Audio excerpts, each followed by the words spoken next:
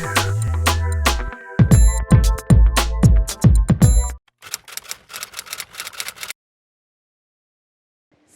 stres atau penyebab stres itu biasa kita sebut sebagai stresor.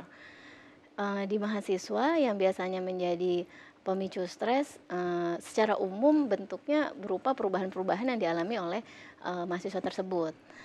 Dan yang kedua juga, tuntutan-tuntutan yang dianggap tidak bisa dipenuhi atau tidak sesuai dengan sumber daya mahasiswa tersebut itu akan menjadi stresor atau penyebab stres bagi mahasiswa. Sehingga, kita bisa bedakan secara akademik maupun non akademik. Ya, secara akademik mungkin yang akan berpotensi menjadi sumber stres adalah, beban tugas yang dirasakan ya, berlebihan. Ya, karena tuntutan ini seperti yang tadi disampaikan bisa nyata, bisa tidak nyata. Jadi ketika mahasiswa ini merasa beban tugasnya berlebihan, dia akan, berpotensi menjadi stres. Kemudian juga, hal-hal yang sifatnya akademik misalnya, standar nilai yang dirasa, terlalu tinggi gitu atau tidak sesuai dengan kapasitas yang dia miliki.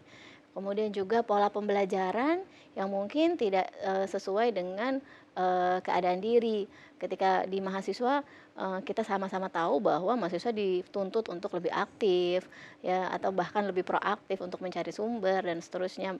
Di beberapa fakultas, dosen bukan bertugas untuk mengajarkan atau menyuapi materi, tapi lebih pada, sebagai fasilitator, seperti itu. Jadi hal-hal sifatnya akademik. Yang non akademik berpotensi juga memunculkan stres atau menjadi stresor, ya, ketika tidak sesuai dengan sumber daya sang mahasiswa, baik dari aspek pertemanan, ya. Yang sederhana mungkin mahasiswa baru yang belum move on dengan, peer group di SMA-nya, bahwa ketika masuk kayaknya teman-temannya nggak sedekat dan nggak seenak teman-teman SMA, ya, atau juga konflik-konflik ketika, pertemanan tadi, ya, mungkin juga percintaan karena di usia mahasiswa ini mungkin mulai muncul, proses perkembangan, interaksi hubungan antar, lawan jenis seperti itu, ya. Dan juga, secara umum yang sebenarnya tidak dialami oleh mahasiswa saja, hal-hal yang menyertai seperti kondisi keluarga, ya, masalah-masalah dalam keluarga atau juga kondisi finansial, dan hal-hal yang memang, dirasakan tidak sesuai, tuntutan-tuntutan yang tidak sesuai dengan sumber daya yang dimiliki oleh, si mahasiswa. Secara umum, stres dapat terjadi karena, 3 kondisi, ya, yang menjadi, sumber stres atau stresor. Pertama adalah keadaan, yang di luar dugaan, seperti bencana, kehilangan orang yang dicintai, seperti itu. Yang kedua adalah perubahan-perubahan pada fase kehidupan, ya. Seperti misalnya, memasuki fase pernikahan atau justru perceraian, pindah sekolah gitu ya. Jadi ada penelitian, tentang 100 major life event yang menjadi penyebab stres gitu. Beberapa hal yang tadi saya sebutkan ada di antaranya. Yang ketiga adalah hal-hal yang memang tidak nyaman tapi selalu dihadapi setiap hari atau bersifat, kronik, seperti itu ya. Jadi kayak misalnya, penyakit tertentu yang berkepanjangan mungkin berpotensi, memunculkan stres pada, pasiennya, seperti itu. Jadi 3 hal besar itulah yang menjadi sumber stres.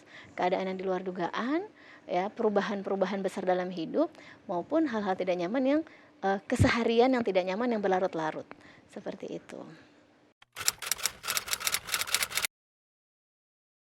Ya, kita perlu mengetahui jenis-jenis stres karena seperti yang kita tahu tadi bahwa, secara umum stres itu adalah reaksi atau respon alamiah, gitu. Karenanya, eee, secara ketika dilihat dari dampak stres, ya, stres bisa dibedakan jadi 2, apa yang disebut dengan eustress atau stres yang berdampak positif maupun distress. Eee, Stres yang berdampak negatif. Kenapa ada stres yang berdampak positif ya, seperti yang kita tahu bahwa sebenarnya stres itu alarm tubuh untuk, menghadapi situasi yang mengancam atau mengganggu Jadi bisa dianggap sebagai tanggapan tubuh terhadap hal-hal yang sifatnya darurat.